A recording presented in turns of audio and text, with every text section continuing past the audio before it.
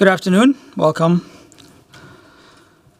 I will call in order this meeting of the Business, Housing, and Zoning Committee for September 30th, 2025. I'm Councilmember Jamal Osman, and I'm the chair of this committee. Before we begin the meeting, I want to remind everybody that these meetings are broadcasted live to enable greater public participation. They include real-time captioning to increase the accessibility of our proceeding to the community. Therefore, all speakers need to be mindful of the rate of their speech so that our captioners can fully transcribe all comments for the broadcast. We ask all speakers to moderate the speed and clarity of their comments. We'll be using speaker management, so please go ahead and sign up. At this time, I'll ask City Clerk to call the roll so we can verify a quorum. Councilmember Vita. Present. Cashman. Present. Jenkins. Present. Chavez. Present. Vice Chair Chowdhury. Present. And Chair Osman. Present. There are 6 members present. Let the record reflect we have a quorum. Our agenda is in front of us. I will move to amend the agenda by making a rental license ordinance item number 3 instead of 4. With that, all those in favor say aye. Aye. And those opposed say nay. The ayes have it, and the motion is adopted. All right, before we proceed to the public hearing, we will be first taking our consent agenda, items 6 through 11. Item 6 is approving 1 liquor license. Item 7 is approving 40 liquor license renewals. Item 8 is accepting and authorizing the spring 2025 brownfield grants. Item 9 is accepting a quality of life grant to update animal shelter housing. Item 10 is accepting a modification to previously authorized loan for the Dreamland on 38th project. And lastly, item 1 is setting a public hearing for October 14 to consider ordinance related to the permanent cannabis event. With that, do any of my colleagues have any comments? Seeing none, I'll move all items for approval. All those in favor say aye. Aye. And those opposed say nay. The ayes have it, and the motion carries. Now we'll proceed to open the public hearing. First, we have a public hearing and presentation for liquor license and a sidewalk cafe license for Belcor. I welcome Max Cervantes from business to give us that presentation. Welcome. Thank you, Chair Osman and committee members. I am District Supervisor Max Cervantes from Licenses and Consumer Services. I'm presenting an application today from Belcor Cafe LLC, DBA as Belcor. The business will be located at 107 3rd Avenue North, Suite A, located in Ward 3. Belcor is applying for an on-sale liquor license with Sunday sales, no entertainment, and sidewalk cafe license. There's currently no license at this location. The building previously housed Muse Event Center. Belcor proposes to be a contemporary, French-inspired cafe and restaurant. Belcor will operate out of the first story of a mixed-use building and will offer indoor and outdoor seating. The premises will include 71 seats indoors and 8 seats outdoors on a sidewalk cafe. The proposed hours of operation are 7 a.m. to 1 a.m., daily inside and outside. On September 8th, 2025, public hearing notices were sent to property owners within 450 feet of the premises. Notices were also sent to the North Loop Neighborhood Association and Councilmember Rainville. We have received 1 comment of support from the North Loop Neighborhood Association and 2 comments expressing concern about use of outdoor speakers. These concerns were shared with the applicant, and the business does not intend to immediately provide ambient music on their sidewalk cafe, but is interested in the potential to add them in the future. Any future outside speakers would be positioned down and inward to mitigate sound within ambient noise levels. This would be consistent with their other restaurants, and they intend to operate as a good neighbor.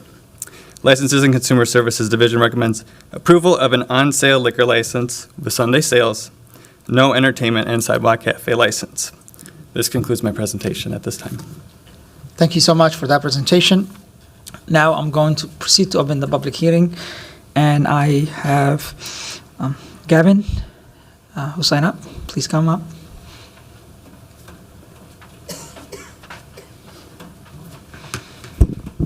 Hello. Hi. So yeah, we're going to build a restaurant there, Belcourt Cafe. It's going to be a French bistro and bakery. So the reason the hours are as such is that during the morning and the afternoon, we'll be doing a bakery and then close in the afternoon, then reopen for dinner service at 5 p.m. Thank you so much. Are there anyone who would like to speak? Councilmember Cashman. I'm going to close the public hearing. I will close the public hearing and recognize Councilmember Cashman. Thank you so much. I just wanted to thank you for opening this business. I've heard great things about the baked goods, so I know North Loop residents and all downtown residents are really going to enjoy it, and I'll move this for approval. Thank you. All right. With that motion, all those in favor say aye. Aye. And those opposed say nay. The ayes have it, and the motion carries. Thank you so much. All right. Next item is item 2, which we have a public hearing for liquor license for Classics Kitchen and Cocktails located at 428 2nd Street. Again, I'll call Max Cervantes from Business to give us that presentation. Welcome. Thank you again, Chair Osman and committee members. I am District Supervisor Max Cervantes from Licenses and Consumer Services. I'm presenting an application from Classics LLC, DBA Classics Kitchen and Cocktails, Cream Cafe by Classics, located at 428 South 2nd Street in Ward 3. Classics currently holds an on-sale liquor license, no live entertainment with Sunday sales license. The applicant is requesting an upgrade to limited entertainment. Classics Kitchen and Cocktails has been operating at this location since 2023. If approved, Classics Kitchen and Cocktail will provide limited entertainment to allow DJs and live musicians to perform on certain days. While there will be no patron dancing, the addition of DJs and live music will allow for the business to enhance their guest experience during brunch, lunch, and dinner. On September 8th, 2025, public hearing notices were sent to property owners within 450 feet of the premises. Notices were also sent to the Downtown Minneapolis Neighborhood Association, Warehouse District Business Association, and Councilmember Rainville. We received one comment of support from the Downtown Minneapolis Neighborhood Association. In a review of any complaints, 311 calls, police calls show no significant issues at this business. Licenses and Consumer Services Division recommends approval of an upgrade and entertainment to limited entertainment for Classics Kitchen.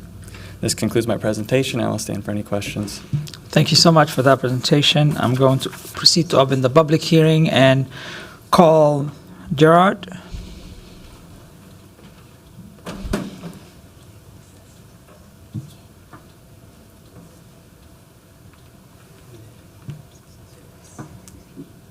Thank you guys so much for having me.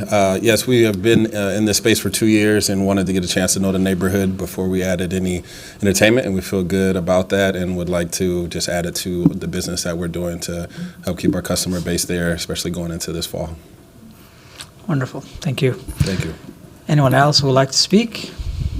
Seeing none, I'll close the public hearing and recognize Councilmember Cashman. Or Chowdhury. Vice Chair Chowdhury. Yeah, I would love to move this item for approval. I was there at Classics Kitchen this year for Valentine's Day. I took my parents alongside my partner, and it was just a wonderful experience, and I feel like this addition would just only enhance what you've been doing over there, and just congratulations on 2 years of really good business. We love your Cajun boil wings. Okay. With that motion, all those in favor say aye. Aye. And those opposed say nay. The ayes have it, and the motion carries. All right.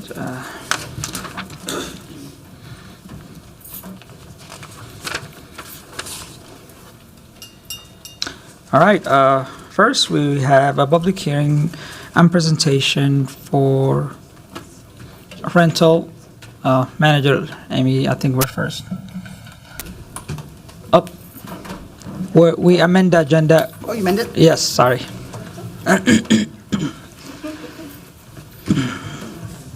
First, we have a public hearing and presentation for rental license ordinance. I'll be presenting this ordinance along with Councilmember Wansley Chowdhury Cashman.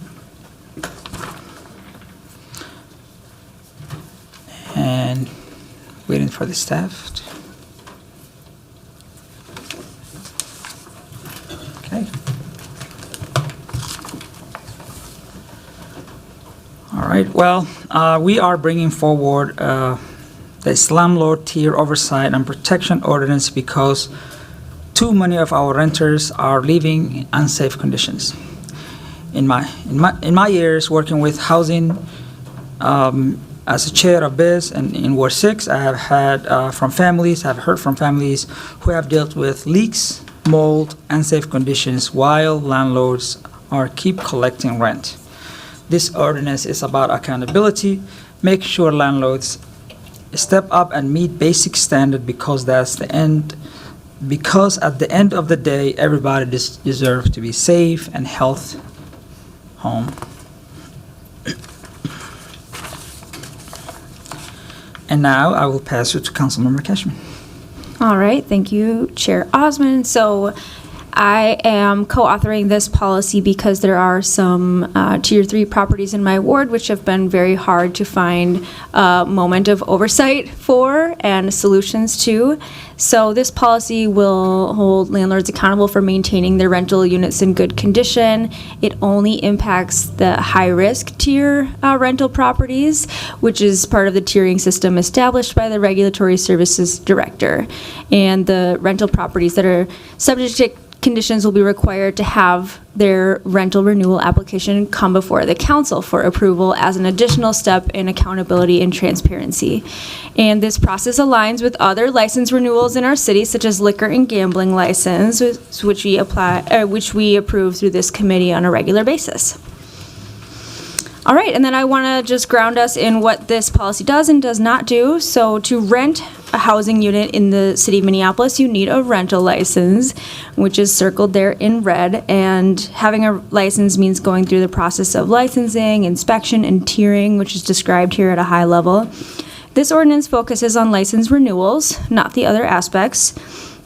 Over half of the people who live in Minneapolis are renters, so a lot of folks in our city are impacted by this, and it merits that we pay a little bit more close attention to this process as council members. And this slide was taken directly from a presentation to this committee from Regulatory Services on their annual process. All right, so currently all rental licenses are renewed through an abbreviated process. As you can see in this screenshot, license holders visit a portal on the city website, type in their license number, and pay their renewal bill. The amount that they pay does differ based on property tier, which will be described in the next slide, but the process does not. Renewals are granted upon successful payment, and currently this is a missed opportunity for us to apply more oversight and accountability to the process of getting a rental license for properties that are in the Tier 3 category. So this next slide has a lot of information, so bear with me, but it does explain what Tier 1, Tier 2, and Tier 3 rental properties are. And on the left side, you can see there is a point system whereby if there are a certain amount of violations, if there are 40 violations of quality of life or life safety or code violations or nuisance violations, that is what leads a property to be designated as Tier 3. So the score is based on a 2-year look back of issues and violations. Thus, the score reflects recent history, but not necessarily the current state of the building. The table on the left shows how those different violations could accrue to 40 points in the past year. And Tier 3 properties are described as not well maintained, having several documented issues that may have an urgent impact on renter safety and habitability.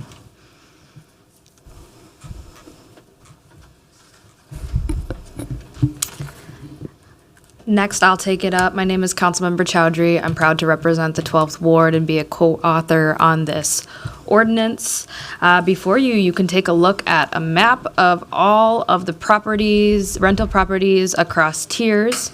Currently, we have about 24,000 rental licenses in Minneapolis, indicative of the fact that we are a renter majority city. And while that is a lot of rental licenses, we are really focused in on the high-risk rentals. And so if you look at that third map in orange, we're zooming in on the 160 Tier 3 licenses, covering about 2,260 units. And these units have several documented issues that may have an urgent impact on renter safety and habitability. I want to highlight what Councilmember Cashman brought up in the last slide. It takes about 40 points to get to this tier. And so that's really important to highlight because those violations can be life safety, could be notice to condemn, and a plethora of other code issues. And it just really hones in on the fact that this ordinance is about addressing the health and safety issues that should be addressed for any person that lives anywhere in the city of Minneapolis. One thing that's important to highlight is that some of these licenses have been renewed year after year without change. And this policy sets a new process on how these licenses can be renewed. One of the roles of the City Council and our policymaking authority is to have oversight. So what this ordinance does is create a process of oversight over these high-risk rentals, increase transparency and accountability. A rental license essentially ensures that a property meets basic health, safety, and livability standards, and a city classifies a rental license based on how well they meet city standards. And if you look at that Tier 3 and what it takes to get to those violations, we clearly see that there's an issue in actually meeting these standards, and there needs to be a system change for recourse. And the goal is to ensure that we are getting these properties into a better place, right? The goal isn't to revoke licenses left and right. That's a last resort. But we're saying here, you don't need to be at Tier 3. We want less properties in Tier 3. We want people to have their basic rights to shelter that is safe, that is clean, that is habitable. Many Tier 3 rentals, as you saw in that map, are located throughout the city, but more specifically on the north side in low-income neighborhoods, working-class communities, and communities that are predominantly immigrant or have student housing. Oftentimes, in communities where we have people who are working class, speak different languages, are really busy, and might not have the time or capability or accessibility to get city support and help and address these issues, or maybe they have tried, but there just hasn't been a place for recourse or for their voice to be heard. And this policy allows for that to happen for these high-risk rentals.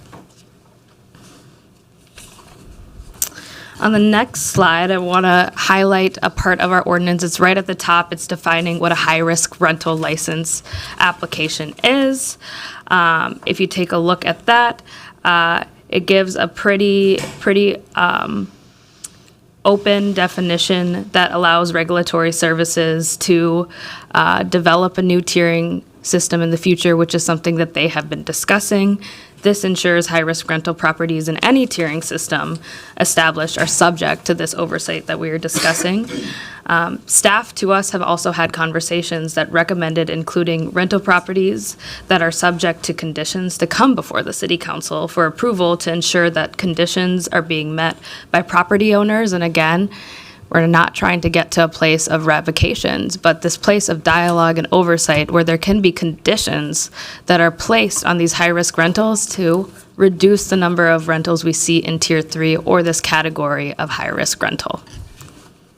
And next, I will pass it back over to Councilmember Osman. Thank you so much, Vice Chair.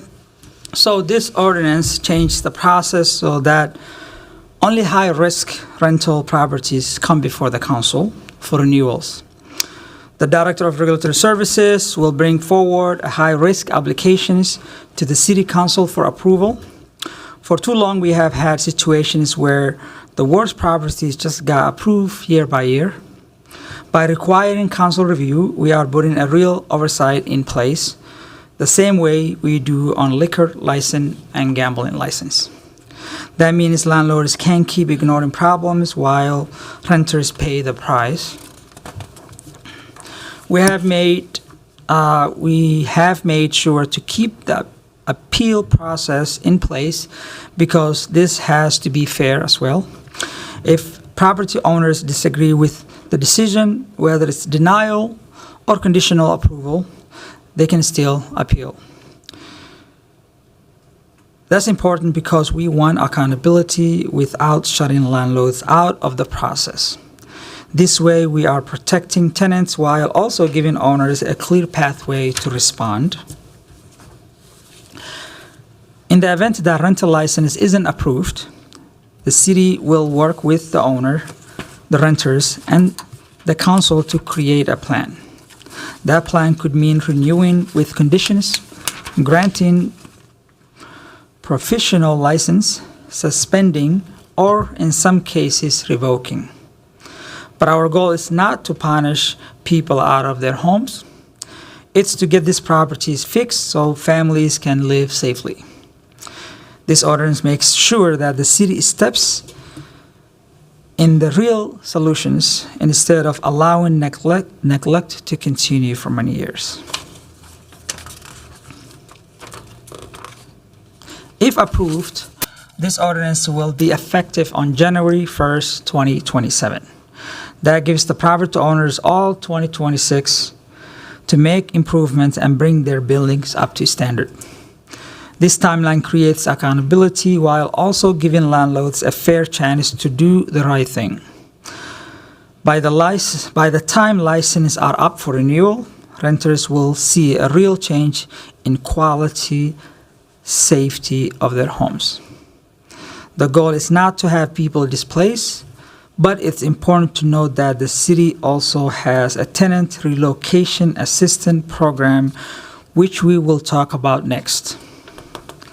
Councilmember Wansley, who is here with us, has a legislative directive out about a tenant relocation assistance, so this committee will have further discussion about it soon. If a license is revoked, renters are not left without support. The city has a tenant relocation assistance program that can provide up to 3 months' rent to help families move into safe homes.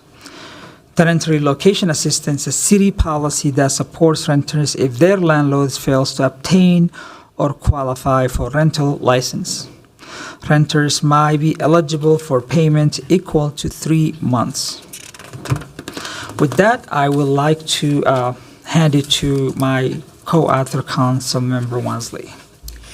Thank you, Chair Osman, and also want to extend much gratitude to my fellow co-authors, Council Members Chowdhury and Councilmember Cashman, as well as many thanks to the committee or BIS committee today for allowing me the opportunity to speak to this ordinance that I'm co-authoring while also not sitting on this committee.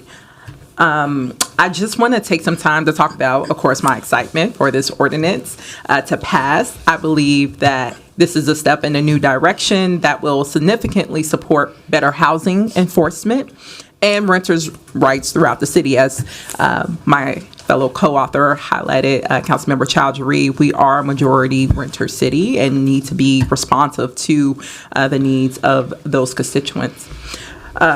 I would also, again, just want to emphasize Councilmember Osman's leadership in the development of this policy. It came from the reality of the day-to-day difficulties that you've shared that your tenants in Ward 6 have been experiencing. And this is an effort to troubleshoot them and give your tenants that you've seen struggle some level of recourse and to give some accountability to the landlords who have not provided them the highest quality housing that they deserve. And this proposed policy will now help tenants citywide, and I will note especially in my ward, which has a huge or large chunk of the Tier 3 units, and also in relating to our citywide dynamic, Ward 2 is also a majority renter ward. I also want to highlight Ward 2 also has the largest population of students in the state. And often these renters are first-time tenants and often are not aware about the rights that they have as renters granted by our current legislative authorities. Since entering City Hall, my office has fielded constituent concerns from renters in my ward and from all across the city who are, again, experiencing this issue of substandard housing being provided to them by landlords in our city. And they raised concerns to their landlords as well and to the city, but have often seen no improvements from it. And the mayor's administration has told renters as well as council offices that the best tool in these type of situations is to call 311 to report those concerns or complaints.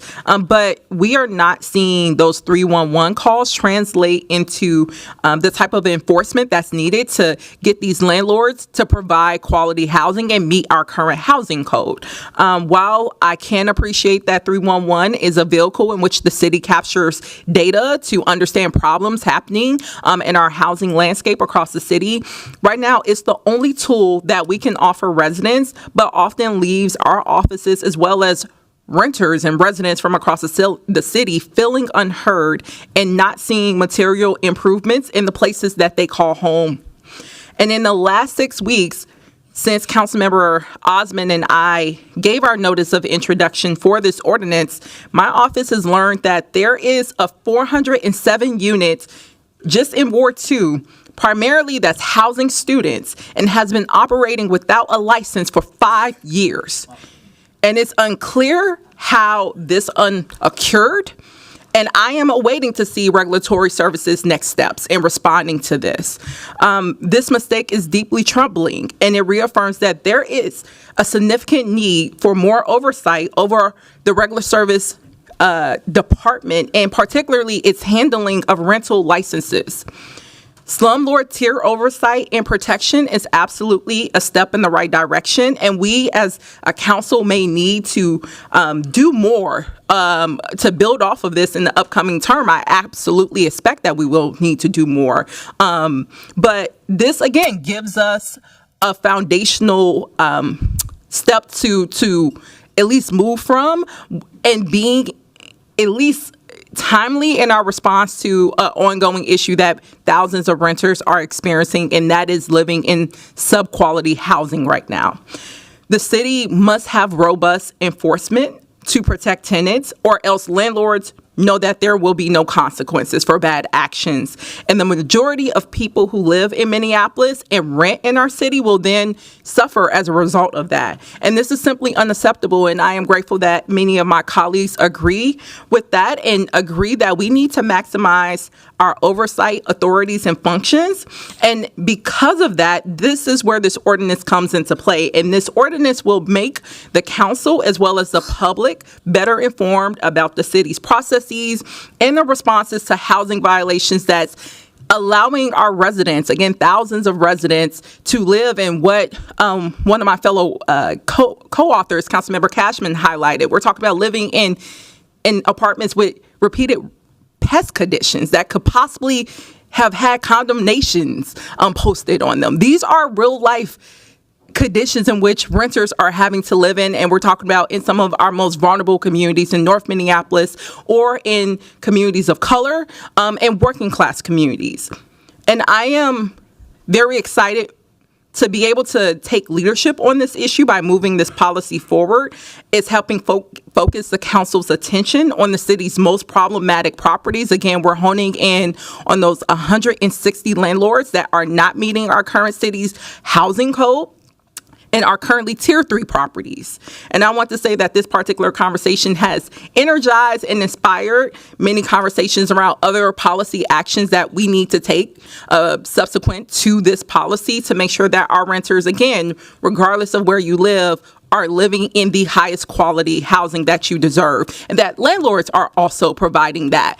Because if you're going to decide to be a landlord, it is your responsibility to provide safe and livable housing to those that you are providing housing to. So I look forward to bringing forward more actions and policies that hopefully will build upon this work of this body in this ordinance that we're considering today, and will ask for the support of my colleagues. Great, thank you so much. We have public that sign up. Before we take any questions, I'd like to open the public hearing. And if you haven't signed up, please see the clerk to sign up. All right. Oh, my apology. You want to add a comment? Yeah, if she had any questions, yes. All right, we're going to take the public hearing first, and the first person, and I apologize if I've mispronounced your name, Vanessa. Yep, please come on in. Vanessa? From Ward 9, yes. Hola. Oh, Yep, 4 minutes, please. ready? Yes, go ahead. Hola, mi nombre es Vanessa. Mi pronombre es ella. Soy inquilina de la cooperativa Un Cielo Sin Límite, donde nosotros quitamos los edificios de un dueño abusivo. Hello, my name is Vanessa, and my pronouns are she and her. I'm a tenant in the Sky Without Limits cooperative, where we took our buildings away from an abusive landlord. Mi experiencia, cuando le quitaron la licencia al dueño Steve Friends, lamentablemente nosotros como inquilinos fuimos bajo la amenaza de ser desalojados por la ciudad. My experience was that when the owner Steve Friends' license was revoked, we as tenants were unfortunately threatened with eviction by the city.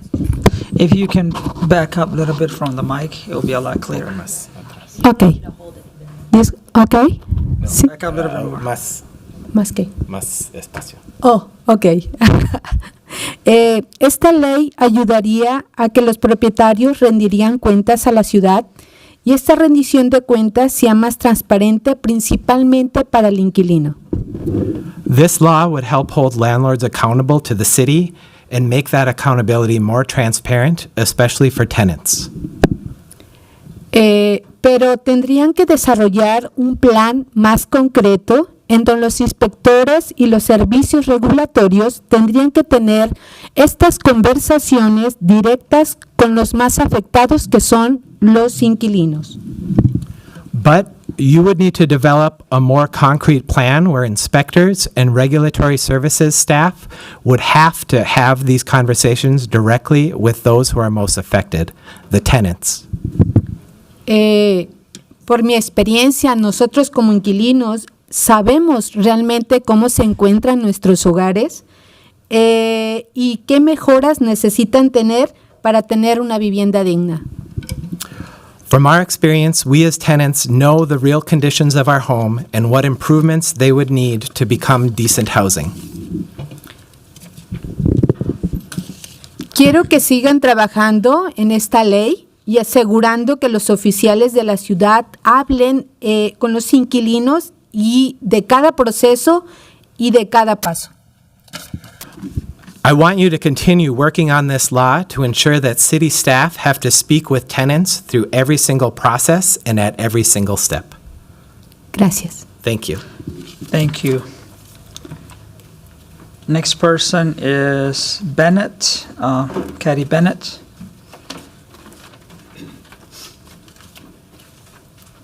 Twin Cities Alliance, welcome. Good afternoon, Chair Osmond and members of the Biz Committee. My name is Kathy Bennett. I'm the Executive Director of the Twin Cities Housing Alliance. We advocate for solution-oriented policies to increase housing production, improve the existing housing stock while considering the impact to those most vulnerable to housing instability. We appreciate the city's concern for unsafe housing conditions and support efforts to hold egregious property owners accountable. However, we believe the current ordinance amendment is not an effective solution to combat unsafe housing with regulatory transparency. Our opposition to this ordinance does not diminish our call for serious and swift action against unsafe housing by enhancing the existing regulatory process. We are concerned that this ordinance could lead to unpredictable and potentially detrimental consequences, such as increased resident displacement and also stifle housing production and improvements. A council rather than regulatory process will put more negative pressure on the existing housing shortage, resulting in fewer opportunities for new and reinvestment in housing. Instead of pursuing this amendment, we advocate for optimizing the current regulatory framework and reinforcing the established oversight system by providing staff with the resources to enhance well-defined conditions and actionable plans, and empowering residents by increasing mechanisms for residents to safely and anonymously report housing condition complaints without the fear of retaliation. Elevating these decisions to the council level could create a public and intimidating environment that deters residents from voicing their concerns. Thank you for your attention and consideration of this perspective. We believe that by working collaboratively with the existing regulatory framework, you can create a more effective approach to improving housing conditions for all. Thank you. Thank you. Next person is William Harold. Ward 2, welcome. Thank you, Chair Osmond and committee members. My name is Will Luther, and I serve as the Director for State Affairs for the Undergraduate Student Government at the University of Minnesota Twin Cities. I'm here today to urge the Council to support the passage of an ordinance to amend Title 12, Chapter 244 of the Minneapolis Code of Ordinances related to Housing Maintenance Code. This amendment, which sets a new standard for licenses to be renewed if a rental property is below city standards, is crucial in holding property owners accountable to the necessary health, safety, and livability standards set forth by the city. Through a more rigorous license renewal process, a new level of transparency will be created between rental stakeholders, furthering the goal of creating a high standard of living that is accessible to all of Minneapolis residents. While I am the only student here today, I urge to look at the countless letters passed by the entire student government body provided in the public comment. Of the 1,000 rental licenses below city standards within Minneapolis, there is a high concentration of Tier 3 rental licenses around the University of Minnesota area, with over 75% of our students residing off campus, many of whom who are first-time renters. These inferior conditions that often go unaddressed due to lack of resources, time, or knowledge in regards to holding property owners accountable. Thus, units are left in subpar conditions from lease to lease, getting progressively worse over time. Additionally, many of these problems are often not discovered until after students have committed to their lease, leaving students unable to seek alternative housing options without incurring severe financial losses and/or housing insecurity. Through this policy, proactive measures will be put in place that limit renters from being placed in difficult conditions due to circumstances out of their control. In closing, I urge the Council to support this amendment in order to establish stronger provisions to the license renewal process. As Minneapolis is a majority renter city, this ordinance is pivotal in making sure that all community members, including University of Minnesota students, are able to trust that their property is up to par with basic standards for health, safety, and livability. This necessary step will enable protections for renters, ensure accountability for property owners, and advance Minneapolis' commitment for safe, equitable, and living housing for all. Thank you. Thank you so much. Next person is Will O'Keefe.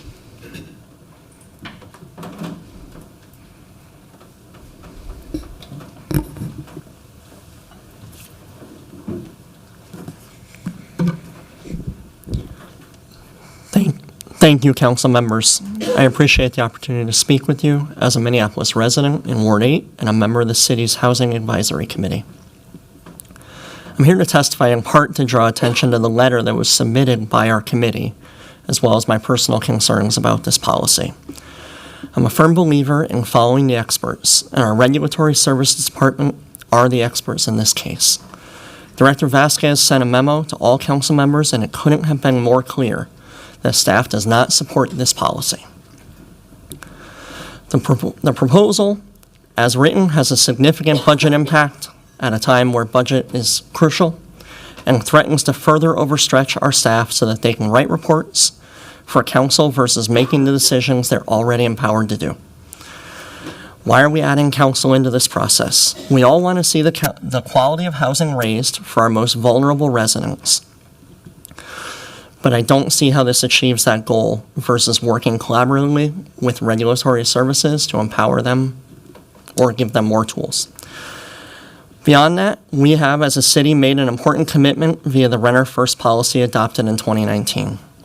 Implementing this ordinance would almost certainly end up undermining this policy, leaving more people without homes and little time to rectify the situation.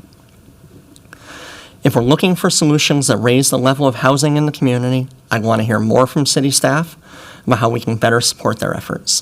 Thank you. Thank you. Next person is Joe Hesta, or Hesla.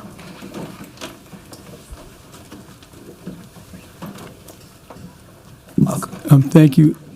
Too close. Thank you, Chair Osmond and co-author Wansley and co-authors Chowdhury and Cashman. Glad to be here. I'm a member of I live in Ward 9, and I'm speaking in favor of this amendment, this ordinance. It's long overdue. Obviously, people have been living in these in these apartments with substandard housing and substandard health and mold. And I think it's terrible. And you will hear people voting, urging you not to vote for this, but I bet if you asked every renter in the city, they'd be for this. And it's not about, with due respect to the staff, it's not about what the staff want. The experts are people living in these apartments, and they know what's needed. And obviously, we don't have a system that is accounting for this, and there's no replacement for licensing as a tool, as an enforcement. And I can't see why I can't see an argument against that. And I would hope that this vote is 13-0 for this ordinance. Thank you. Thank you. Next person is Linnea Kavich.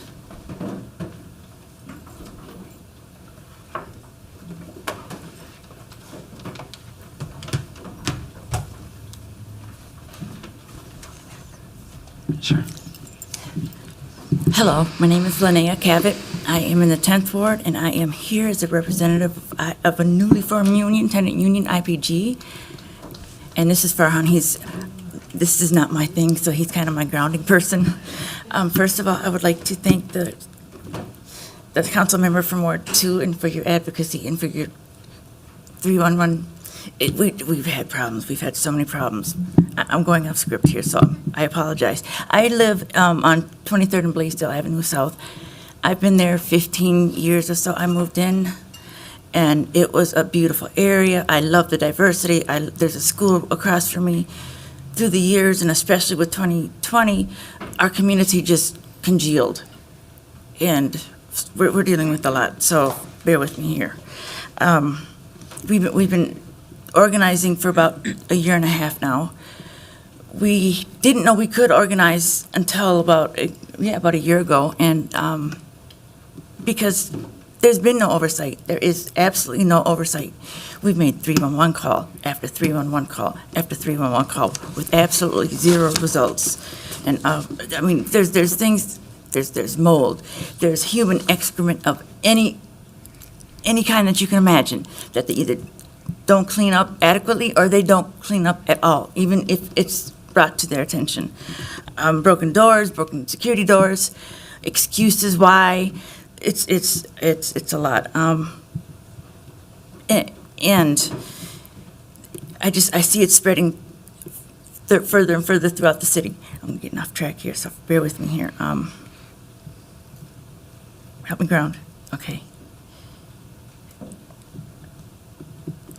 I'm here. This obviously I'm not having much success with this whole thing. My anxiety is going through the roof. But I'd rather be up here doing this than not stand up for my community. These landlords, they want to break up our community. That's part of their strategy. They have intimidated us. They have evicted people. They're trying to evict others unlawfully. They intimidate. They retaliate. I have cases of it all. And there's no oversight. Thank you. That's all. Thank you. Thank you. All right. Next person is Daniel Sudar.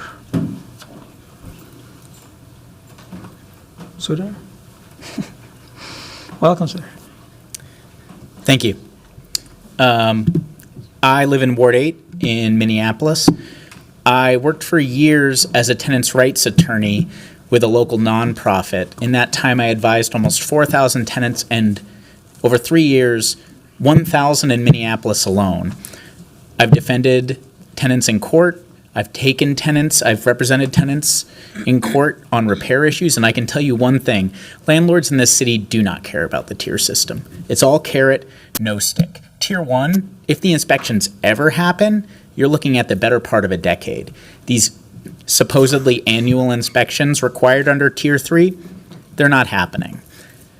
This process affects just 1.8% of units in the city. Nobody needs to stand up for the 1.8% of the worst landlords in this city. That's less than 2%. even all, as a tenant advocate, will say that's probably a sign that the system is working overall. We don't need to bend over backwards for the worst of the worst. And we're going to hear things like, this is going to reduce supply, this is going to be a problem. I'll tell you, people do not need to live in these substandard housing. They need better housing, and this is not a process to destroy housing, it's to induce compliance. You heard the co-authors say how they're going to work on voluntary compliance. And that's all this takes. These are not difficult conditions to fix. These are often deferred maintenance. These are people who don't pay attention to their properties and let them molder for years and years and years on end. Again, this is less than 2,500 units. 2,260 was the number we saw in a city with over 127,000 units. That is a tiny portion. This is a targeted measure intended to address the worst conduct. Thank you, and I support this ordinance. Thank you. Next person is Andrew Follestrom.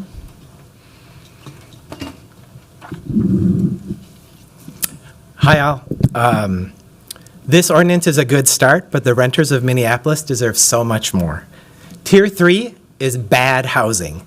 I've done walk-alongs with the inspectors out there.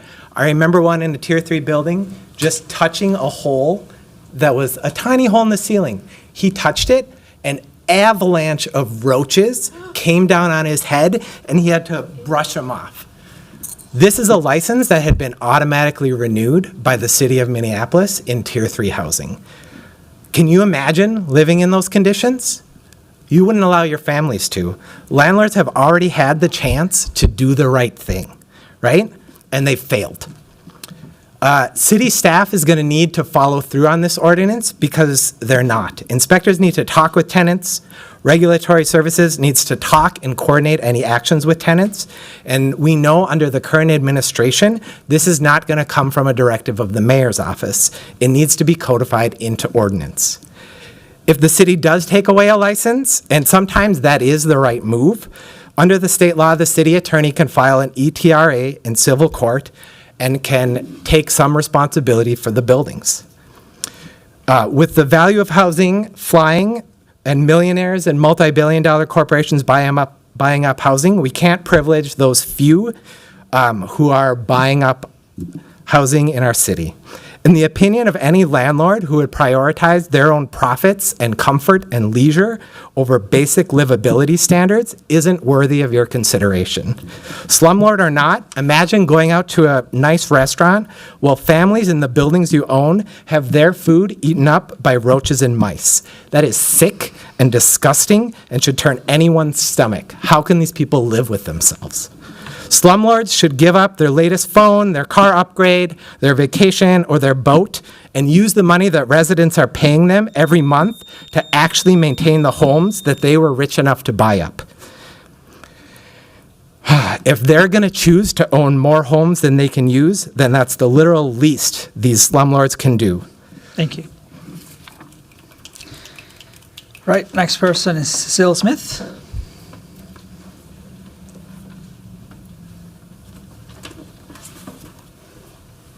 Welcome. Thank you.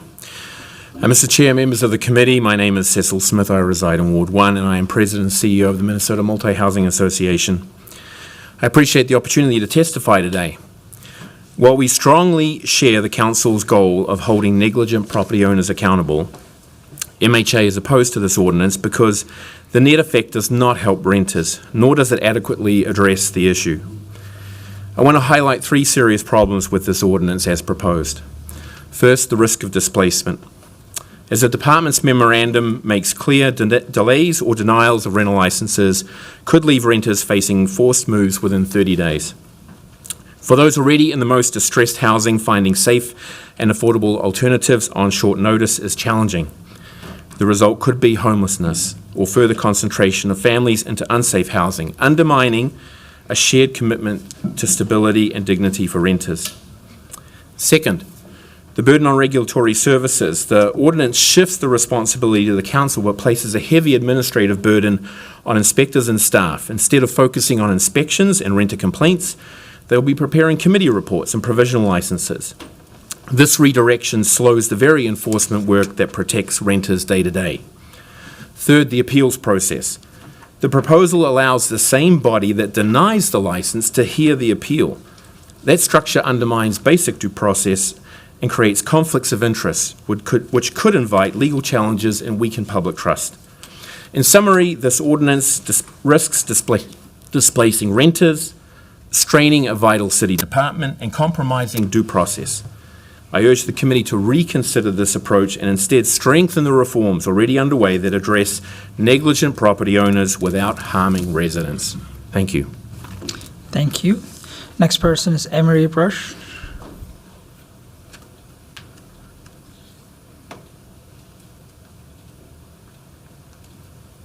Welcome. Hello. Good afternoon, and thank you all for introducing this proposal. I'm here today to voice my support for this ordinance. I'm a tenant in Loring Park at the Brentwood buildings over on Grant Street, and this past year my neighbors and I organized to create a tenants union. Myself and many neighbors have seen the failings of the system we have now. As you've heard from others who've testified today, we called 311 dozens of times. And while citations were issued, orders to correct were sent out, things were not repaired. Seemed like our landlords just paid the fines. And I'm not arguing that anybody's housing should be taken away through a license revocation. Something I appreciate about the ordinance proposed is that it wants to work with landlords. But what it creates is a higher system of accountability outside of a monetary payment that the landlords would have to pay. One of the things that my neighbors and I discovered about our buildings was that the fire safety equipment was nearly 5 years out of code. After we started talking, we learned that there were several stories where that had created dangerous scenarios that endangered people's lives. If the basic fire safety equipment like alarms is 5 years out of code, were inspections happening for a property listed as Tier 3? Or how thorough were they? The Stop Slumlords ordinance would not be an attack on landlords. Like you've heard other people say, it's less than 2% of the units right now that would be affected. If landlords are doing their jobs and taking care of their properties as they should be, there's nothing to worry about. It's not putting any new requirements on landlords, just simply asking them to follow the rules we have already had for years and provide more material mechanisms to hold them accountable if they do not. Thank you. Thank you. Next person is President Cynthia. Cynthia. She's gone? Okay. Next person is our organization, Community Justice.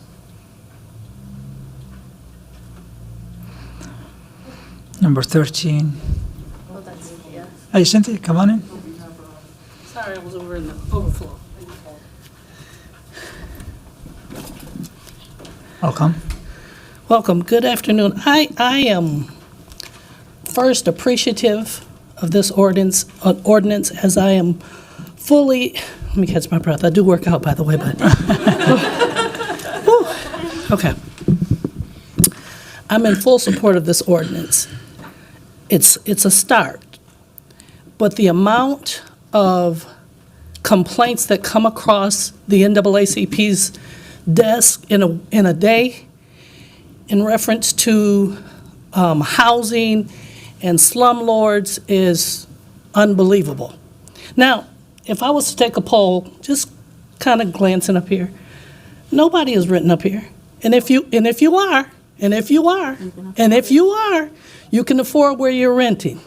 Mm-hmm. Which means you're probably not having no rats and roaches and ceilings falling down and et cetera, et cetera. I've been to the housing, I've talked to this person, I've talked to that person, but the truth of the matter is, you guys, this shouldn't even be a topic.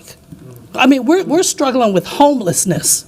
Now we got people living in housing, and we can't even get basic. I mean, people's human rights are being violated, and obviously that ain't really going to affect a lot of y'all because it's not going to affect you until it does. Till somebody's building burns down because the electrical is out. And some babies and children are killed, that's when it's going to really impact, these folks. So what I'm recommending is not only is this ordinance a very, very good start, and it should be unanimous across the board without even a shadow of a doubt, but we have to do more. We have to do more. Letting people live in these I can't even fathom what I've seen. And some of these landlords, they don't even live here. They live out of state. They don't care about these folks. But this is an election year. This is an election year, and we vote people in to help us out. And it's not just a lot of rhetoric, it's about doing the work. Put yourself in these people's position. I don't have housing, thank God, but I've seen it, and it is horrible. It is horrendous. It's not even livable means, y'all. It's not. So please, pass this ordinance, and then let's do more. And this brother who came up here and suited and booted. Thank you. I'm giving her my time. He's here suited and booted talking about what we should not do. He's saying that because he's one of them. Sure. If I came in here suited and booted and said, we don't want this ordinance because it's going to do this, yeah, it's going to cause you to be accountable and that you don't want to be accountable. So I'm asking this board, please pass this ordinance, help these folks be accountable, and I'm going to continue to be on. I can only be so many places, but this is something that's very important to me. Very important to me. Outside of homelessness, this is a housing issue, is very important to me. So I'm asking that you please pass this ordinance with flying colors, and we got to do more than just that. Thank you. Thank you. Karina, you guys All still of got... y'all board members, You still I got see you, 125 Jenkins. left. Do you I got wanna- one more minute. No, Come on, talk. for Karina. Come on up here and talk. For Karina. Say some more. Hey, you guys. I fully support this ordinance. Many of you know the housing issues we have in Minneapolis. Residents in Ward 6, Elliott Park neighborhood is having some housing issues. We have a vacancy issue in Minneapolis. And so I encourage the renters that are here today to stand up strong because we matter. I've called Regulatory Services 311 so many times. Same thing for me. Those calls went unannounced. I had only maybe one part of a success, but then I think that blew up in my face. The housing issues that we have in Minneapolis are substandard, and it is unjust, the things that I know that's happening throughout the city. To the good landlords that's out there, the bad lords are making you guys look bad. And so I encourage you guys to pass this, create a work group with this ordinance, and just salute yourselves for having the courage to do this today. But it's going to take more than writing on a piece of paper to make the city renters believe that this is going to be a process that really supports us. We have a homeless issue in Minneapolis, but we have a house issue in Minneapolis because we wouldn't be here today talking about this ordinance. So please hold yourselves accountable as well, and don't let this go unheard. Thank you all. God bless you. Thank you. And Anina Braven?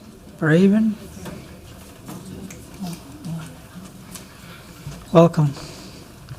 Hi there. Thank you, council members and Chairman Osman. My name is Amina Ray Baravan, and I'm a renter in South Minneapolis, and I've been a renter for 3 years since I first moved here.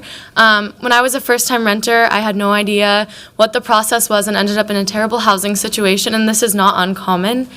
I am speaking in support of this ordinance because I believe, like many others have said, that it is the very first step in what we need. It is a basic step to have this city council oversight. We see liquor licenses. We saw that happen earlier this meeting. If liquor licenses are passing through and housing isn't, that is a problem. Housing is literally dealing with people's lives. And like you all mentioned, the majority of this city is renters, so these are y'all's constituents. Even if y'all aren't renters, this is deeply important and a deeply held thing for all of us in Minneapolis. I'm a part of the South Minneapolis Tenants Union, which means that I myself have lived in these conditions, but even more so, I see every single day my neighbors and the people I work with who are also members of our union and what we live with. Last winter, my neighbors next door, the entire 40-plus unit building went without heat for weeks when it was under negative 10 degrees. They were shivering in their beds at night, couldn't reach their landlords, and all the landlord has to do is pay a fine. When you're a millionaire, that does nothing. We need this ordinance because this licensing of actually having a rental license is one of the only points of intervention we have that can actually pressure landlords to do the right thing. And I want to speak to the idea that this is going to hinder people from wanting to be landlords or take away housing. It will only take away housing for landlords that were planning to be shitty landlords. If not, you won't be intimidated by this. This is the worst of the worst.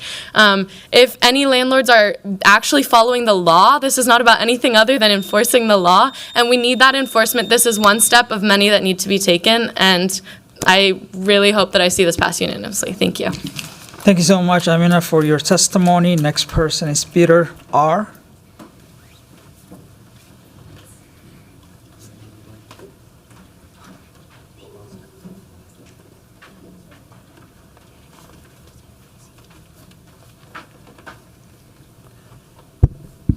Good afternoon, council members and board members. My name is Peter, and I'm here to speak about the urgent need for stronger enforcement of our rental licensing ordinance. The law already requires every landlord to maintain a license and meet basic housing standards, but too often CPAD and regulatory services fail to act until conditions become unsafe. This puts tenants, neighbors, and entire communities at risk. We don't need new ordinances. We need accountability and consistent enforcement of the ones we already have. That means proactive inspections, timely follow-ups, and real consequences for landlords who repeatedly ignore their obligations and disrespect the city council by not doing what they're supposed to do. Every day of delay allows more families to live unsafe, unhealthy housing. I urge the city to make enforcement of rental licensing ordinances a priority, because safe housing isn't optional, it's a right. With that end, I would like to add one last thing to this, is that I would appreciate if this body would request the city council to add more funding to CPAD and the housing inspectors, so we can have efficient number of bodies that can respond within 24 hours of a complaint, and then that way it won't get to a point where cockroaches are falling on people's heads. Thank you. Thank you. Thank you. Next person is Mark Safronelos. Yeah? Welcome. Welcome. Thank you. Thank you for your time. I wasn't really planning on speaking, but I felt I needed to talk. I live in Ward 7, and I'm at the 110 Grant. Building's incredibly old and not well upkept. The laundry facilities there have not been fully functioning the entire time I'm there, and hundreds of people need to do laundry, and there's not even a working laundry machine. My apartment's flooded twice, and the one across from me, I've lost count. I have flies, I have cockroaches, I have mold. There are a lot of elderly people in my building, and there's no wheelchair accessibility whatsoever. There's one woman in an electric wheelchair who has to go down the parking ramp all the way down to the sea level to catch an elevator to her apartment. The HVAC system constantly goes out. My apartment is cold in the wintertime and hot in the summertime. And again, a lot of elderly people in there have complained about the same thing. The parking garage doors don't close, which invites people to come in unwanted, and they break in and they steal. That's my list. I just wanted to give a testimony to what my living conditions are. I really am for the transparency. When I've approached my apartment property manager about this, he says he doesn't communicate about any of the issues or anything that's being done about the issues because he doesn't want to be made look a fool. I think he's the fool for not communicating. And I also think if you're not part of the solution, you're part of the problem. So I really would appreciate this being passed. Thank you. Thank you so much. And the last person who signed up is Ashley Worth Petrial. How have I said it right? Welcome. Hello, everyone. My name is Ashley Worth Petrick. I'm actually before you today holding multiple identities. So I actually have rented in Minneapolis for many years, but I also own and rent out a unit in Minneapolis. I do not like the name landlord, so I don't identify as such, but I do have a unit in South Minneapolis that I rent out. I think it's an honor to provide housing for someone, and I only own and rent out one unit because that's what I feel like I can manage. I think when greed takes over, then people just want as many units as possible. They want to neglect and abuse people so they can collect money. This is not a value that the city should allow to happen or a value that they should stand behind. We should be valuing safe and dignified housing for all. I don't really understand what people think paying rent means if you're paying rent to be neglected and abused. People are paying rent because they are agreeing to pay rent so that they can have safe and dignified housing. And that means paying attention to people and taking care of issues as they arise. I also have always worked for local nonprofits who have served people who are vulnerable, marginalized, or experience trauma. And I constantly hear about housing being an issue, not just finding housing, but what it means to live in housing where there's mold and pests and you're scared for your children's health. I also know that a lot of renters, they stay in Minneapolis, and we're going to have a ripple effect out that harms our community for years if we have negative health outcomes caused by slumlords. That's going to be a sick community, and we need to support this ordinance so that we can hold slumlords accountable. Thank you so much. Thank you so much. Are there anyone who would like to speak before we close the public hearing? Anyone in the overflow room? All right. Seeing none, I'll close the public hearing and open up discussion with my colleagues. I would like to recognize Councilmember Fita. Thank you, Chair Osman. I actually have a lot of questions, and I'm happy to have further discussions with staff and others offline too if I need to. But the first thing is I really do feel like the issues that were brought up here today, I'm concerned for folks too when it comes to slumlords.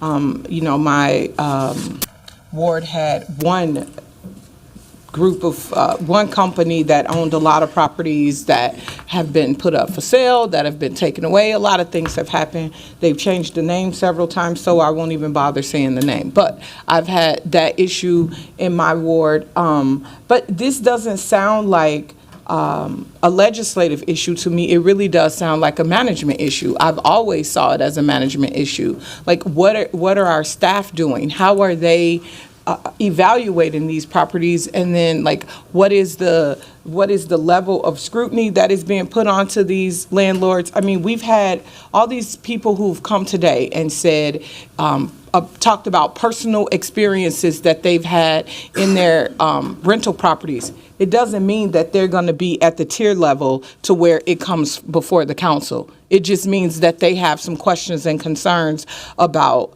the way they're living. I don't know if that particular building will come before us. So I don't see how this is a council issue when every single property and every single issue someone has is not going to come before us. Again, it feels like it's a management issue to me. I don't know what the financial impact would be of this for us to switch this and bring this to council, to bring this before council. Has anyone done a financial analysis of this and know what that's going to look like?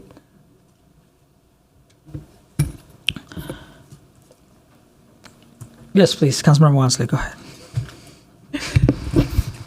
Thank you, Councilmember Vita, for that question. And also, I want to put for the public record, we did also attach a response to some of the concerns which you're highlighting that was raised by Rec Services Director Enrique Velasquez, where they highlighted a concern around resources. One thing that we highlighted, because we have time before implementation, we're here to work with regular service leadership on any budgetary needs that they might have pertaining to this ordinance.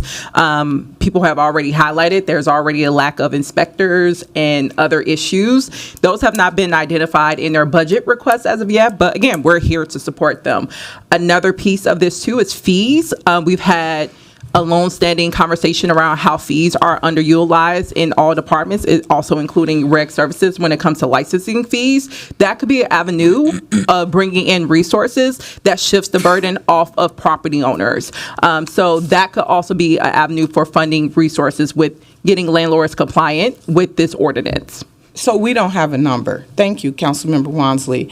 I mean, this just feels like it's going to turn into eviction court to me. Like, there'll be certain landlords before the council, and let's be real about how situations work. If you're a landlord who can hire a high-powered lobbyist to come and talk to all 13 council members and the mayor, you might have a different outcome than a landlord who doesn't have money for a high-powered lobbyist. Or it could work the other way around. You might feel fine to help the people who don't have the lobbyists and the people who don't. We don't know. I don't know. That doesn't seem fair, though. It feels like there's a opportunity to pick winners and losers when it's about the 13 council members selecting what they believe is bad acting versus good, or how they even get before us. I mean, it just feels like it's gonna turn into eviction court, and then what happens? You know, Councilmember Osmond, you brought up a point about, or maybe it wasn't you. If it wasn't, I'm sorry, but like someone brought up a point about it not being this, maybe this, the unintended consequences that people don't have somewhere to live. If your license get pulled, I was always under the understanding that you got 30 days. That these tenants are going to have 30 days to evacuate, possibly. And we're assuming that there is a housing stock for them to move into, even if we use city funding to relocate them. You can't make that assumption. That people need so many bedrooms, and they have, like, there's not always a 3-bedroom available. People's kids go to certain school systems they want to be in. I mean, we're making a lot of assumptions here that if you have to move out within 30 days, the city's going to give you 3 months of money to relocate, and then we're going to have somewhere for you to go that keeps your kid in the same school system, that doesn't uproot you and your family from where you're at, because it comes before the council and the council decides to revoke the license of someone. I mean, all those things matter to me. So I'm trying, like, one of my favorite programs is Stable Homes, Stable Schools, because people get to keep their kids in a school district for a long period of time, and that builds, that builds the family unit up, that builds community for them. And so, like, I'm really trying to understand, like, some of these things that are unintended consequences of policy like this, when I really do believe that it's management issues. The pressure should be put on management to make sure that folks are being evaluated properly and they're being held accountable, and that we have enough staff there doing this work. Because where I see the complaints at is people saying inspections is not coming out to do this. Like, these things are going unnoticed because we don't have enough inspectors out doing the work. And so my last thing is I'm really trying to struggle to understand, like, how you all are comparing this to liquor licenses, because liquor licenses do come before us.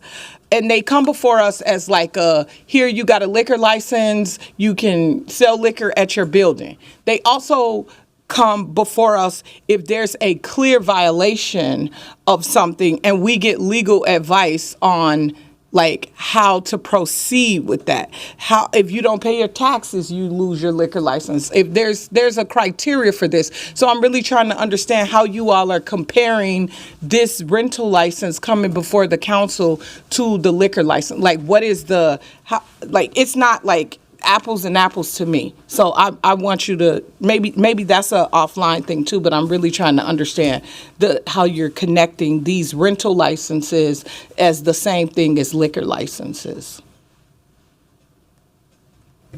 You done with your comments? Yes. Okay. All right. Thank you. I am in queue. I do like to make just a couple of comments. We're not here to punish the landlord or renter individuals that are renting our community. They're providing services. We just want to make sure the service they're providing is safe and healthy for our community members. We are obligated to protect the residents in the city of Minneapolis.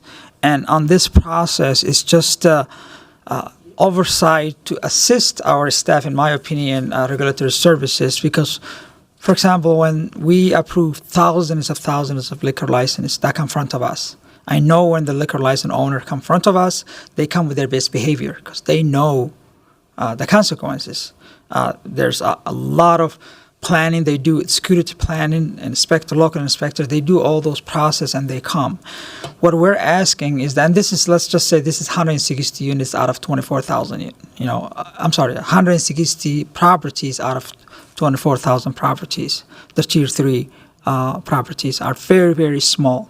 And we're just making sure that the issue is here. You hear the issue today. You hear people that lived and experienced having a tier 3 properties, living what kind of condition it is. And let me just say this: 311 is not a solution. It's not the only solution. It's an option for folks to come. There are people that don't know what 311 is in my community. They have no idea what 311 is. Because of language barriers. And even reporting 311 is a retaliation to them. That's how they get evicted if they report to the city. So these folks are facing so much challenges and difficulties of just trying to be a tenant, pay their rent, live a normal life. But if you are a businessman and a landlord, right, and you are coming to the front of the city, we want to make sure that you are obeying the city code and the city law. We want to make sure that you're providing heat that's required. It's a state law, it's a city law. You have to have a heat. If you're not providing heat, you shouldn't be hosting anybody. You have to have basic things that are required for any human being to live there. Otherwise, it's not safe. It's dangerous for the folks to live there. So we're here to just, create a process and work with the landlord. Be compliance, right? For the staff to work with the landlord to make sure that any issue they are dealing with it, they can work with it before they come through the front of the council. And let me just say that if there's no consequence for landlords, they will continue to be bad. They will continue. Some of them don't even pay the citation or the fines, right? And they still get a license renewals. I believe the city of Minneapolis, if I'm not wrong, only revoked 2 licenses for the last 5 years. So the very, very small numbers, and that's just going to the extreme. So if we're coming, fire inspector is coming and inspecting your unit and sending you correction, and you're grabbing that correction and throwing away and there's no consequences. So there has to be some kind of oversight of responsibility, right? We can write as much citation as we want or as much correction as we want. The bad landlord is not going to listen to you because there's no consequence. He's going to continue renting and collecting money. So the point here is not to punish anybody, but to protect the resident and work with the landlords to make sure they're providing good service for our residents. Next, I would like to recognize Councilmember Jenkins. Thank you, Chair Osman. I guess my first question is, do we know what the balance in the renter relocation program is, and then how does that fund get regenerated, etc.? Yes, please, council members. Thank you, Chair Chavez, and thank you for the question, Councilmember Jenkins. I can note, or you can note for staff follow-up, the exact amount. I do know both Councilmember Ellison and I, actually in the 2024 budget, appropriated, and this body passed that additional allocation for tenant relocation assistance. Chair Osmond also mentioned, because we've also learned that fund was not charging fees at the maximized amount that they could have to allow it to be self-sustaining by our current rec services department. We're bringing forward, or we're waiting for a legislative directive to be returned to us by November to help us learn how they can make it self-sustaining, how they can charge appropriate fees to get to that. So there is work happening to get more clarification about the funding around our tenant relocation assistance ahead of budget. Thank you. I guess the outcome of bringing these issues before the council seems to be revocation. I mean, that's the only tool. What would be the other? I just don't understand what would be the other tool. I can. Yes, please. Thank you. And it's a really good question for us to kind of air out here in this committee. So in my part of the presentation, I said over and over again, like, we want revocation to be the absolute last resort, right? We don't want renters, community members to have to relocate. We know how much of a hardship that can be. And that's why in our process that's laid out within the ordinance, staff can make a recommendation to us. It could be a recommendation for approval with conditions, allows for some dialogue, bringing in the expertise, really carving out an opportunity for like a case-by-case kind of conversation. If it is a denial that's recommended, that doesn't necessarily mean automatic revocation. There's an appeals process that our city attorneys have vetted. That denial can also lead to a provisional license, so renting can continue without revocation. There can be corrections made, and perhaps there's an appeal that comes back before us after the appointed hearing officer goes through that process, where there might be some conditions that come to light that allows for us to move forward with approval. And the beauty of this is this occurs with renewals. And so the hope would be next year that the same property manager or landlord comes back and we see significant improvement, and we can make it an easier approval, and then the following year, hopefully they're in tier 2 and no longer high risk, and they don't even have to come before this body. So it's really to have a lot of different steps for intervention and correction, right? We just want to help people get better at managing their properties, because at the end of the day, they're violating the law.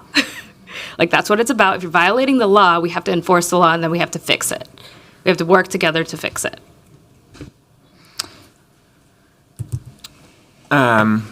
Thank you, Councilmember Chowdhury. And, I guess I would just have to point to our advisory committee and staff who are deeply concerned about this. And we have selected these individuals to serve on the Minneapolis Housing Advisory Committee. And they are suggesting that this process would be detrimental to tenants, as is staff. And so I'm really concerned about that. I just need to state that. Thank you. And maybe Councilmember Wansley, you want to jump in, but I read the letter differently. I didn't see it as our Housing Advisory Committee taking an opposition to it. They shared that there was robust dialogue and conversations, and also a difference of opinions on this ordinance. Maybe Councilmember Wansley. Yeah, thank you, Councilmember Chaudhry. Yeah, the letter that is also attached from to this file for the ordinance by the Housing Advisory Body does not take an official position. They share concerns, much of which we've heard from staff, but there was not an official position taken by that body. No, they expressed deep concerns. I didn't say they took a position. I said they expressed deep concerns. So, and I am reading that as we need to do more work on this amendment? Vice Chair Chowdhury. Thank you so much, Chair Osman. I just wanted to kind of take a moment to thank all of the community members that showed up to come to our chambers, representing different voices within our city, immigrant voices, working class voices, student voices.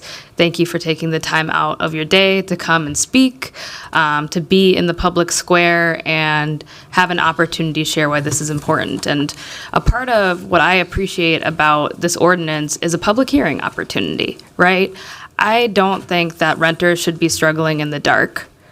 I don't think that laws should be violated and there's no public recourse. I think if a law is being violated and you want to come before the city to get a rental license, there should be a public process, and it opens up an opportunity for dialogue. It gives renters something that they have been missing for a really long time, which is a place to be heard. It really sucks to have a 311 call be closed or go unanswered and to struggle day after day.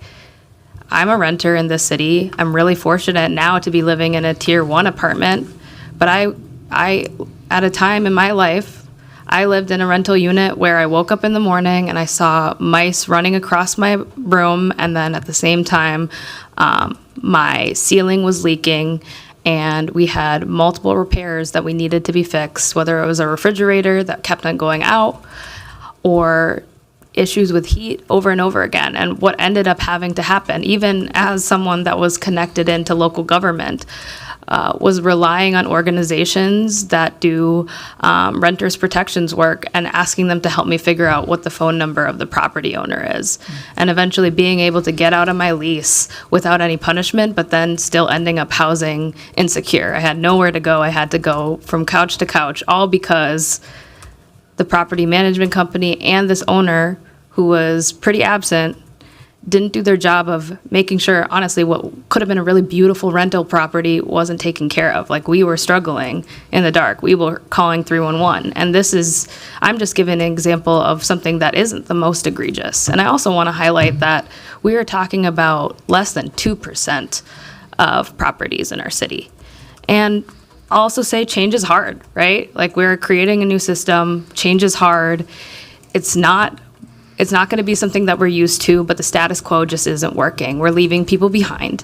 And I think it's clear that this is also not enough, right? We need to see more investments in regulatory services. I love the idea of trying to get more proactive about housing inspections, getting better at kind of streamlining our processes and using technology, and having better customer service. I think these are all things we can achieve, and that's why that enaction of January of 2027 is there. It gives us 2 budget cycles to have conversations about the future of regulatory services. So I'm really proud to be an author of this today. I think this is an important new system, and if there are hiccups along the way, we have the power and the ability to make changes legislatively. We have the power and ability to budget for it, and we want to be in collaboration with our city staff, but we also want to be in collaboration with landlords and especially the renters who are the most impacted here in these high-risk properties.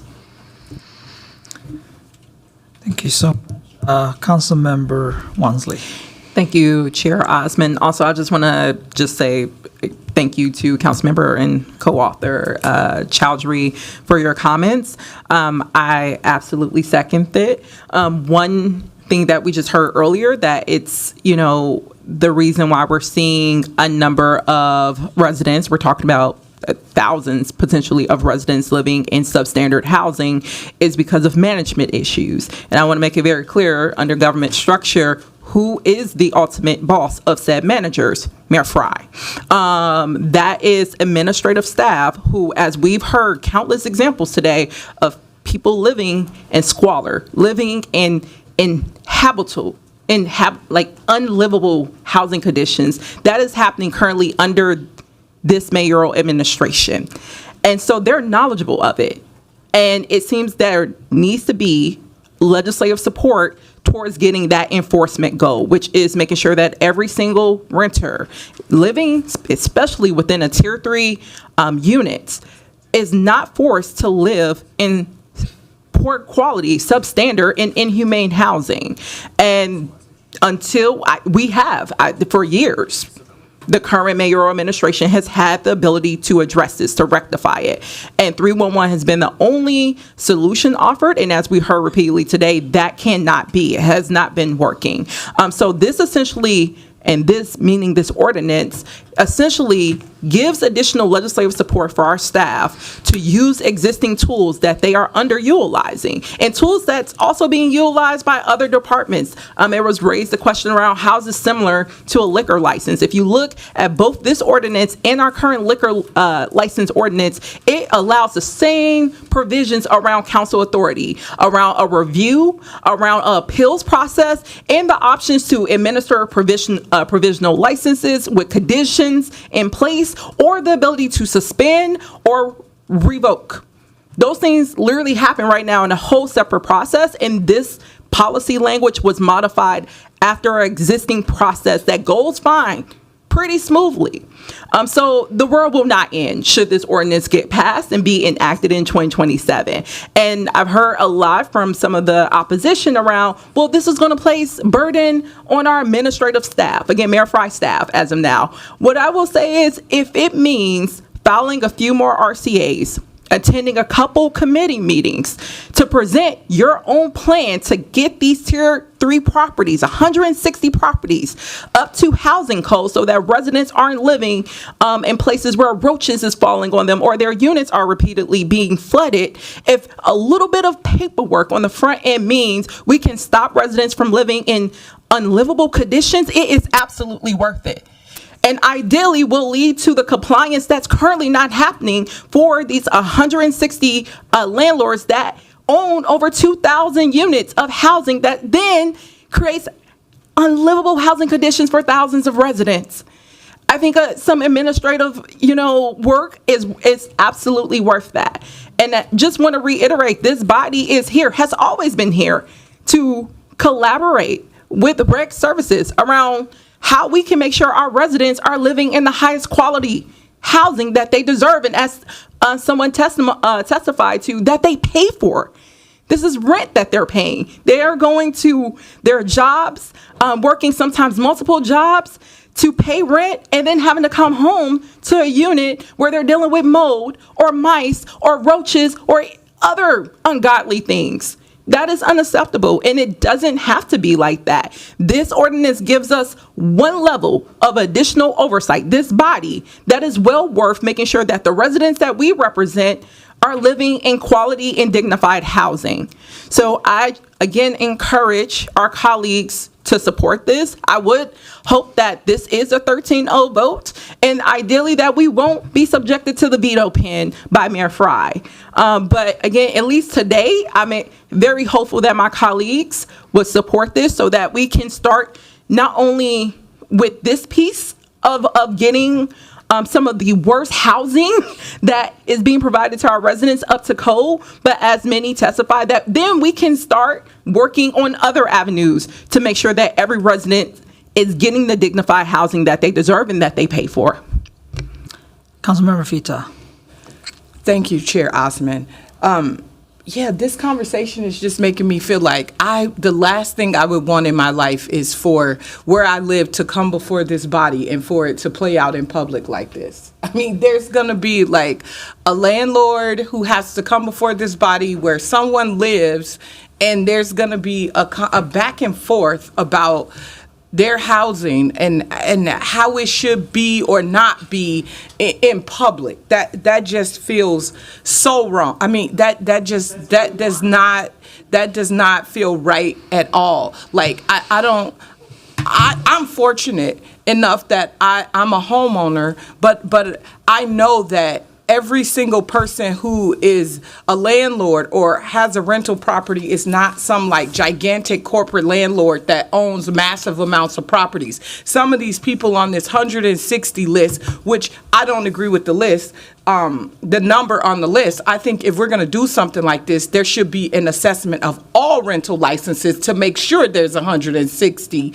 that needs to be evaluated, and not just the 160. Like I said earlier, some of these people who have been here speaking today might not be on this tier 3 list, and they deserve for their properties to be looked at too. So I don't think there should be, this number shouldn't be taken seriously, in my opinion. It should be an assessment of the entire city of Minneapolis rental license portfolio to make sure that this number is correct. That's first.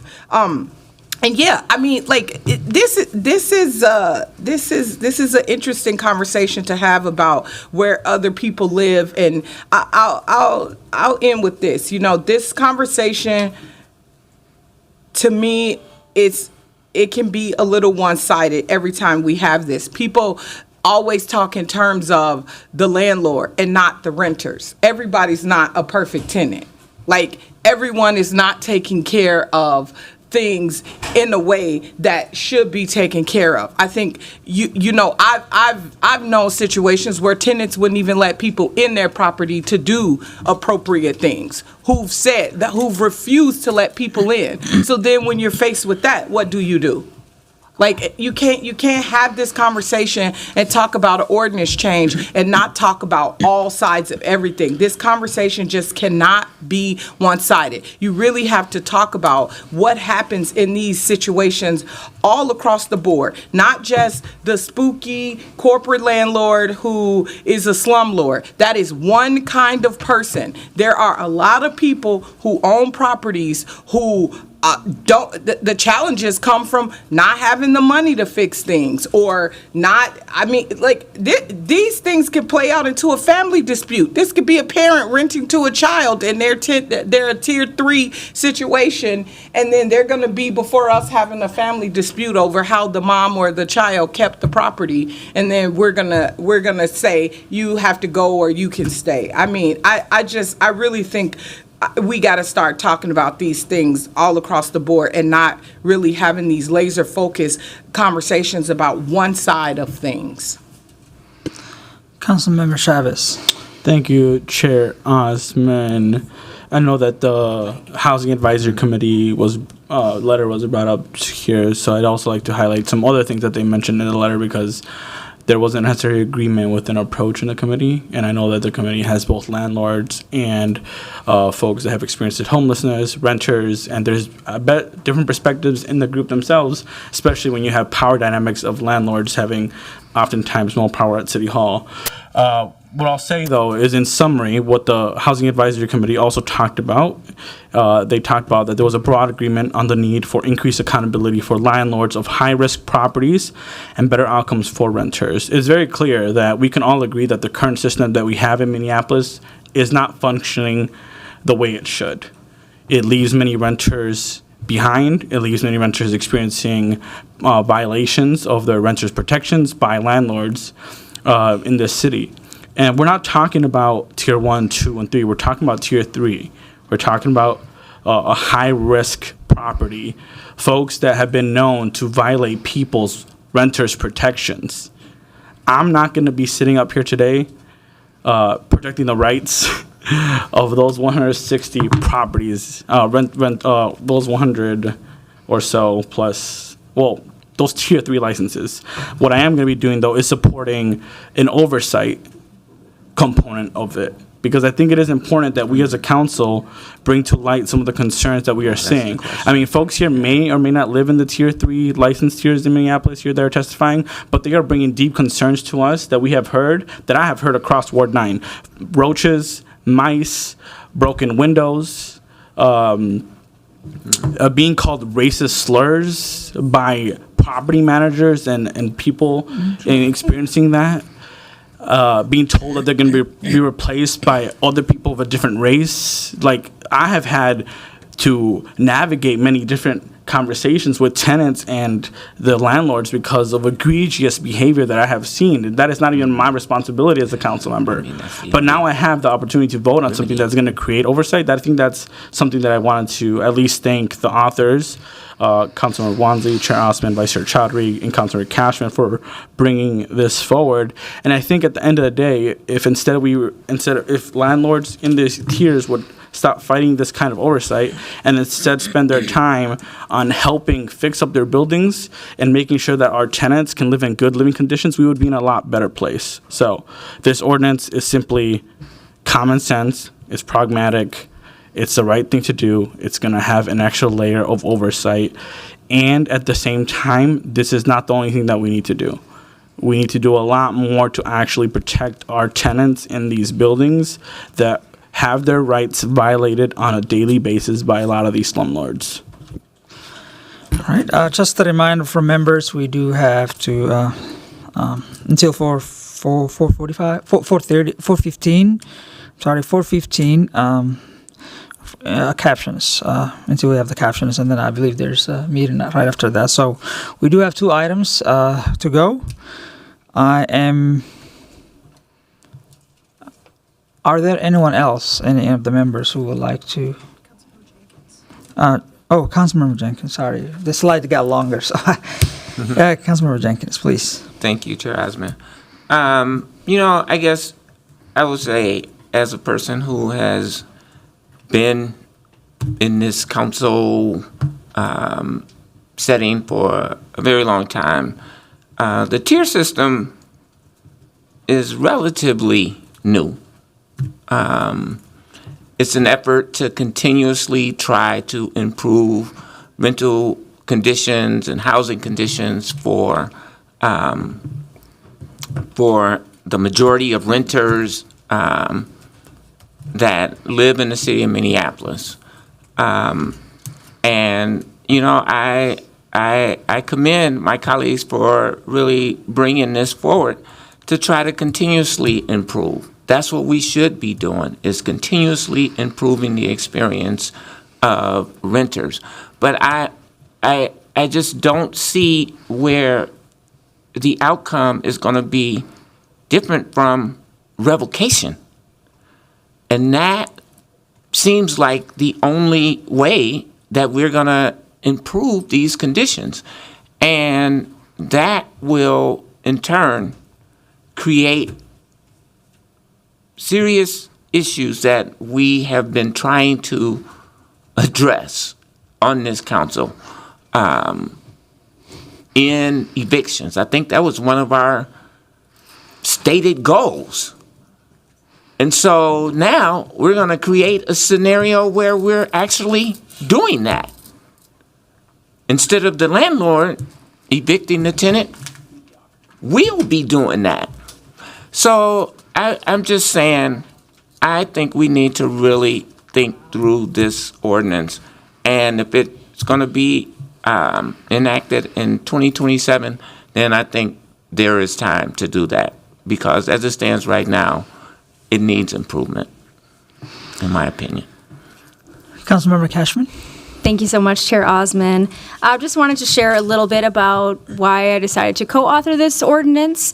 There are four properties in Ward 7 that are Tier 3. One of them has over 300 units. And the residents of this particular high-rise in Loring Park have been bringing concerns to me for years about mold, about flooding, about dirty water. And most recently, we found out that this landlord has over $300,000 in unpaid water bills to the city. And we are trying to find ways to hold them accountable to improving the conditions for the over 300 residents who live in this single building. And it's really sad that these residents have to face this. They signed a lease and they pay thousands of dollars a month. And so this bill is about basic consumer protections. If you sign a lease, you deserve to have the conditions as laid forth in your lease. And if you don't have that, who are you supposed to go to for help? I can't tell you how many 311 complaints they've made. And inspectors have gone out time and time again and have found, yes, you're correct. There is mold. Yes, you're correct. There is a flooding issue. Yes, you're correct. There is dirty water. And so it's our job as council members to create some type of consequences for this. And I think that license revocation is not the consequence we're looking for. In fact, we almost never revoke rental licenses. And you've seen today, we have 40-something liquor license come through our agenda. We never revoke liquor licenses. That's not what this ordinance is intending to do. What it is intending to do is to create a moment of conversation when that license comes for renewal, there's an opportunity for council members, for city staff, the owner, and the tenants to come together on resolving the issues that have made it untenable for the residents who live there. And I think conversations and collaboration is something that we all agree is a good thing at the local level for us to advance dignified living conditions for all the people in our city. So I am going to go ahead and move this item for approval and hope that we'll have the support to bring this common sense ordinance to a vote. All right. Lastly, Councilmember Chavez. All right, thank you, Chair Osman. I do have a question for staff. If they can answer, what other strategies has staff done besides just revoking a rental license from a landlord? I believe staff is overflow. I'll give him a moment.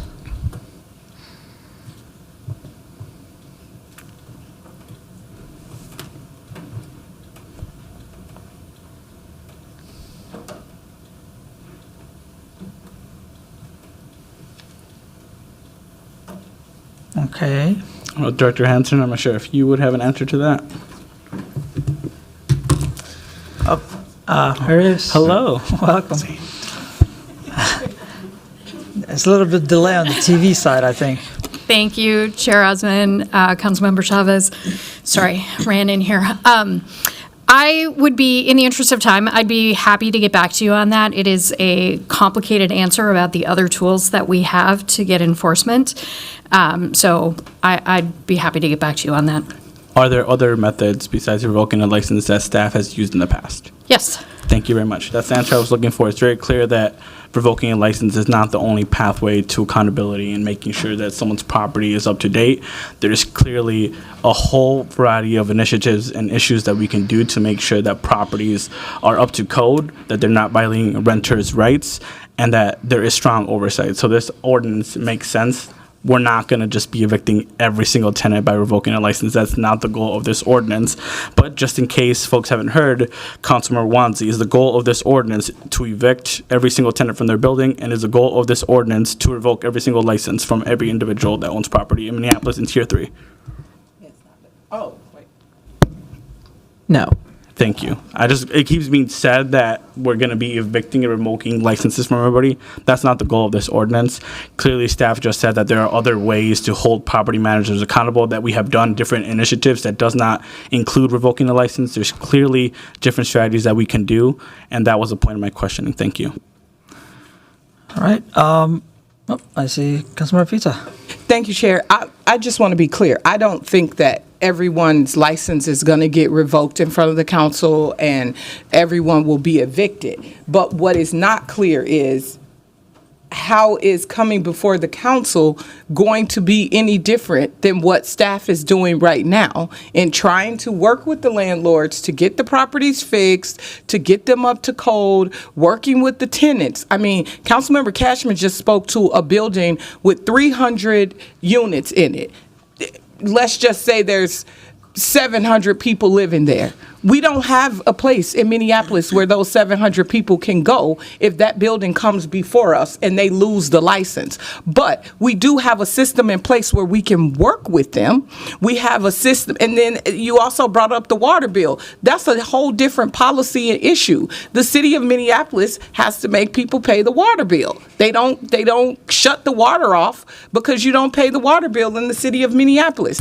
It doesn't, what's not adding up to me is like, how are we not just at revocation? If it comes before the council, they've already done everything they can to like try to fix the situation. Then it comes before us. So when it gets to us, it's getting revoked or what else is there? Like they already work on that. They already have the tier system for that reason. These things are tier 3 because it needs X, Y, and Z done. This is tier 1 because it needs X, Y, and Z done. When it comes to us, it's went through all of that and now it's before the council. We're going to go back and say, now that you've come before us, fix it. No, they should have fixed it when they were at 2 or when they got to 3. I really don't understand how this is not at revocation level once it gets to the council. When the liquor license come before us with recommendation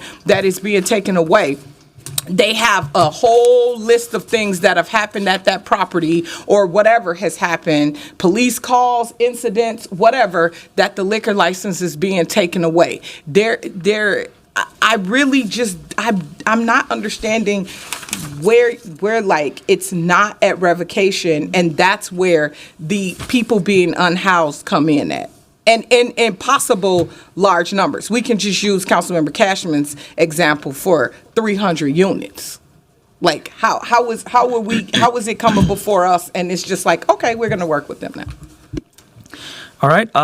Well, thank you so much for members that came and spoke. And also I want to thank, special thanks to Ward staff, Ward 2 staff, Ward 6, Ward 12, Ward 7, for helping us out with the presentation and everything. So thank you. I will ask clerk to call the roll. I'm sorry, to call. Second. Yes, with the motion with Councilmember Cashman. Councilmember Vita. No. Cashman. Aye. Jenkins. Aye. Chavez. Aye. Vice Chair Chowdhury. Aye. And Chair Osman. Aye. There are 5 ayes and 1 nay. Thank you. That motion passes. Next, we have a public hearing for ordinance that amends alcohol license prevention is to clarify and consolidate its process. I will welcome Manager Amy Lingo from Business Licensing for our presentation. Thank you so much for being patient. Now we switch things around.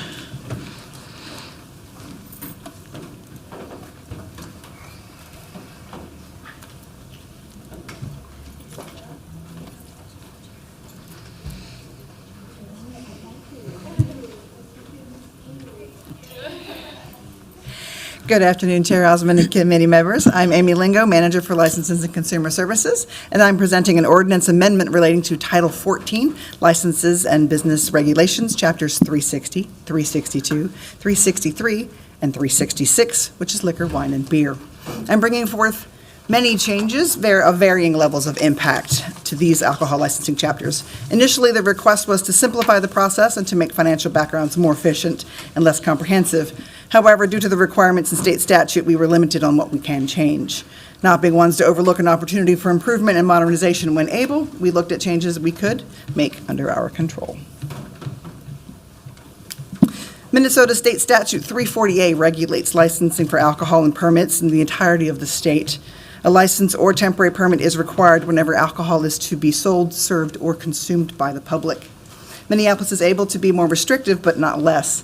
And also there are very specific dictates of what type of establishments may qualify for a license. Hotels, restaurants, bowling centers, sports facilities, theaters, live, not film, and liquor stores are some examples. Smaller impact changes include amending language wherever possible to be gender neutral. For example, changing he or she may to applicant. Another goal was to make specific what was already listed as general, such as changing verbiage on temporary alcohol permits for the nonprofit to receive excessive permits to receive over 50%. The public hearing notice range for downtown was updated to match the rest of the city from 450 feet notice to 600. This will be easier for staff and to be consistent across the city, and also addresses the increase of residents in what used to be primarily work and entertainment centers. Medium impact changes include defining what a commercial promoter and promoted events are, as well as requiring a contract between the promoter and the establishment. Clarifications include specifying litter radius to be 100 feet instead of reasonable distance.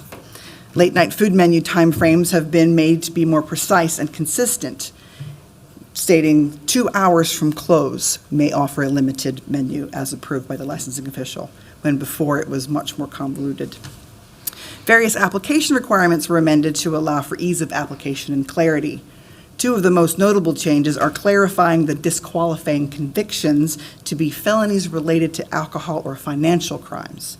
In cooperation with Minneapolis Police Licensing, the percentage of ownership requiring to submit financial documents for review was updated from 10% to 15.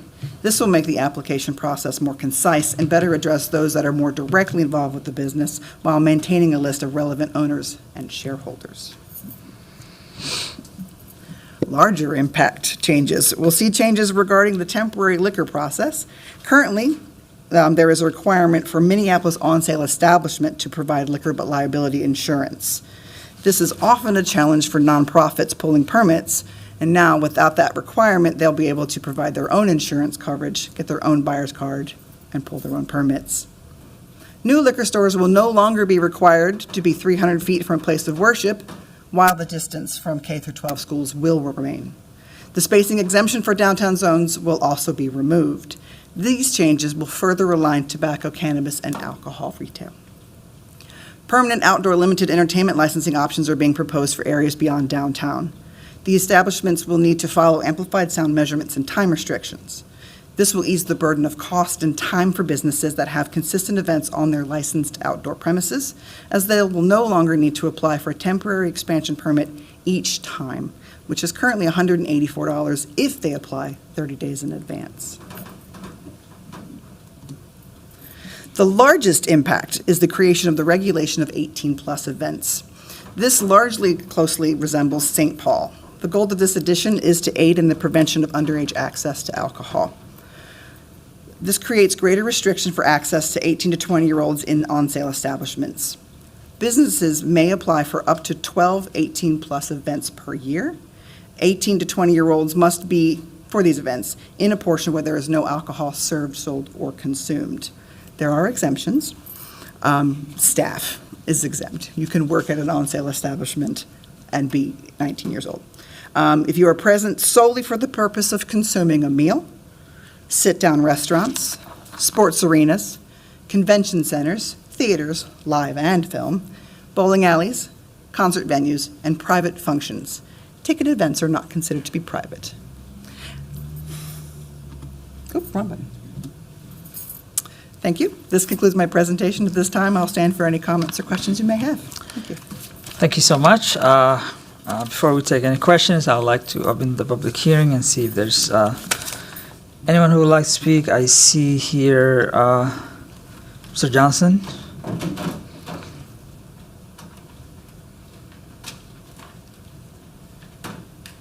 Welcome. Chairman Osmond and council members, I represent the Gay 90s restaurant and bar in downtown Minneapolis. As you may know, we've been there for over 100 years. We've had 18-plus night for over 40 years down there.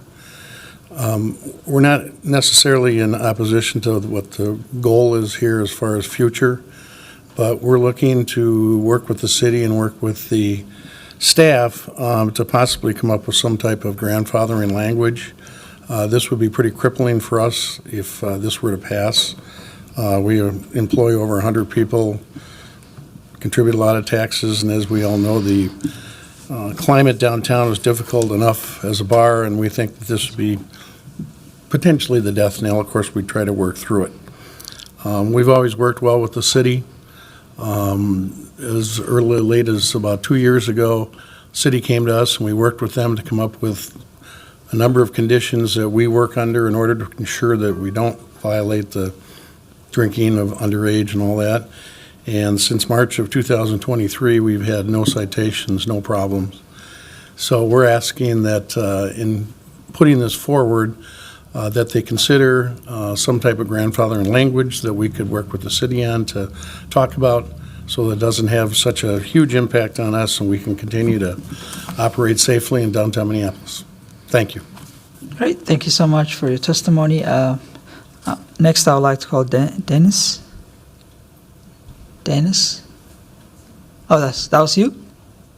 No, you're good. Do you want me to have a question? No, I was, you had signed up twice, I believe. Oh, no.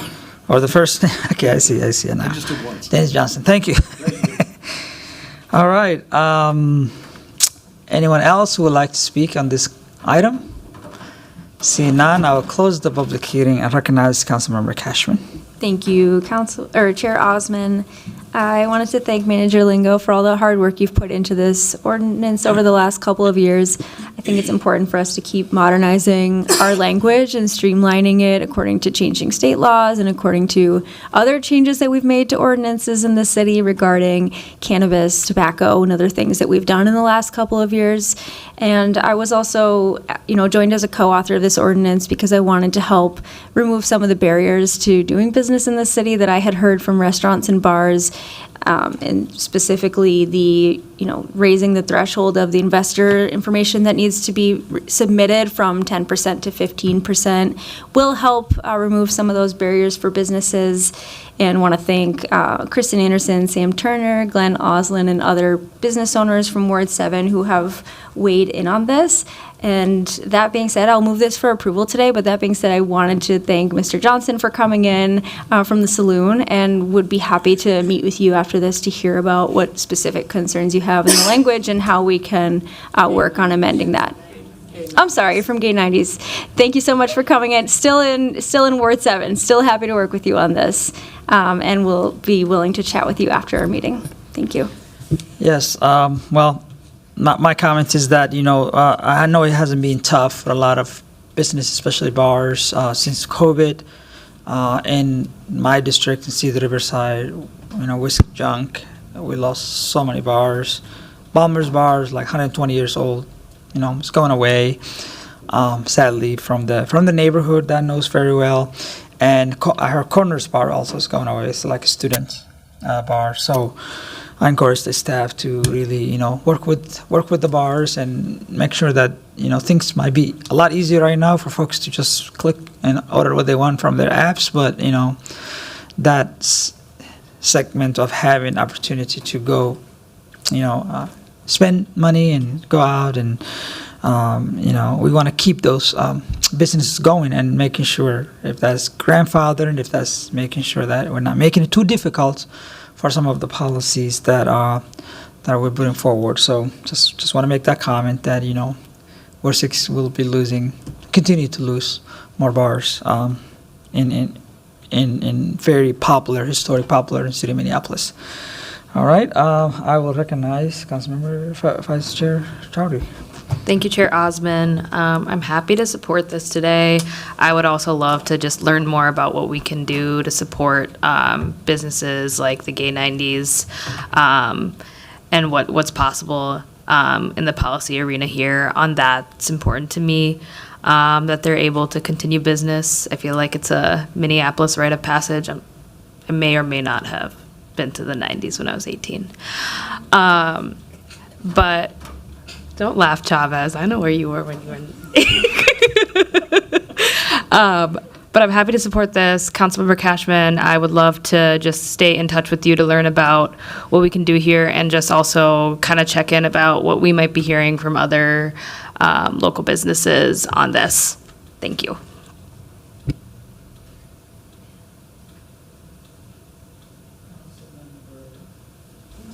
Thank you, Chair. I have had a few people reach out to me about grandfathering. I know that Councilmember Rainville, who was previously on this committee, had been working on an amendment to this. So I want to just have some time to reach out to him and talk about what he had been working on or what he was planning to work on, because I've had several. I've had Vanquish, I've had the 90s, I've had quite a few, and I've only been on the committee for 2 weeks, and I've had quite a few people reach out about this issue. So I just I'm not going to support it today, but I am going to meet with Councilmember Rainville and talk to him about what he had previously been working on to hopefully help some of our longstanding businesses continue to do business in a way that's productive and where they can keep downtown thriving. And so thanks for being here today. I think we're all committed to making sure that you can run your business successfully, and I'll just be in touch, colleagues, with amendments possibly. Councilmember Jenkins. Thank you, Chair Osman. I guess I'd like to hear from Ms. Lingo. I guess I'm just not clear what the intent of this these amendments are, and even more specifically, reducing the number of 18-plus events to just 12. How do we land at that number, and what's the point? Through the chair, Councilmember Jenkins. So the point is that there has been concerns, especially in the downtown core, about youth access, 18 to 20-year adults, for underage access to, it was still too easy for them to have the alcohol. Plus, it is also, those are the nights where we have a lot more issues downtown, or at least historically it has been. And so there has been concern and conversation over the years with various council members, with MPD, on trying to find ways to be able to kind of control and to curb the 18-plus activity, because those seem to be, it seems to be like at a head. 18 to 20-year-olds don't always necessarily work well with the bar-going crowd. There seems to be some issues and some concerns. So this was brought forth in that moment to be able to find a way to kind of contain and control that. The language I used is existing language in St. Paul with some tweaks here and there, so that's where we got the 12. That pretty much is once a month. All right, thank you. I mean, I don't know, this kind of seems like prohibition a little bit. 18-year-olds can go to war, they can get married, they can, do all the things that adults can do in our society. I don't understand the magical 21-year-old thing. That's not the issue here. I'm just expressing my own opinion. But, I think some of the challenges with bars is people are just not drinking alcohol that much anymore. The studies are showing that alcohol consumption is down. And that is what's impacting these businesses. And so to put further restrictions, et cetera, seems like it's going to be challenging for these establishments to continue to be profitable, and that's the only point of being in business, is to make a profit. So yeah, I will move this item without recommendation. I think that Councilmember Rainville also have spoken to me about this, and he planned to bring amendments. So with that, all those in favor say aye. Aye. And those opposed say nay. The ayes have it and the motion carries. All right, we are on the last item. Last item is quasi-judicial hearing regarding a license revocation for the Camden Social and Gig Garden located at 4601 Lindale Avenue North. I will invite our attorney to briefly speak about this item. Thank you, Chair. This is a statutorily required revocation due to non-payment of taxes. Fortunately, staff has received informal documentation from the property owner indicating those taxes have been paid. We fully expect to receive that necessary formal documentation by the time of the council meeting. And so if this body would like to proceed with its normal course of action, I would recommend forwarding this without recommendation to the council meeting. Great, thank you. So with that, I will still proceed to open the public hearing and see if there's a license holder or if anyone who would like to speak on this item. See none, I'll close the public hearing and move this item without recommendation to the full council. All those in favor say aye. Aye. And those opposed say nay. The ayes have it and the motion carries. Seeing no further discussion, with no further business before us, with no objection, I will declare this meeting adjourned. Thank you so much, everyone.